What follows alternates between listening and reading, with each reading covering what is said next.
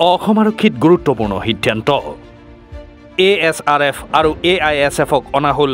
একেগৰাকী ডিজিপিৰ কৰ্তৃত্বৰ অধীনত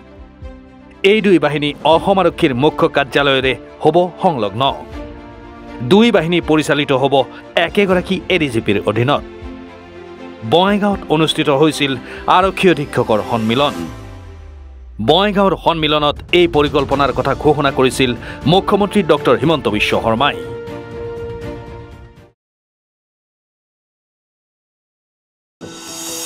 এনিভাৰত 24ৰ প্ৰথম প্ৰয়াস জুবিন গাৰ্গৰ গীতৰ প্ৰতিযোগিতা জুবিনৰ গানে কি আনে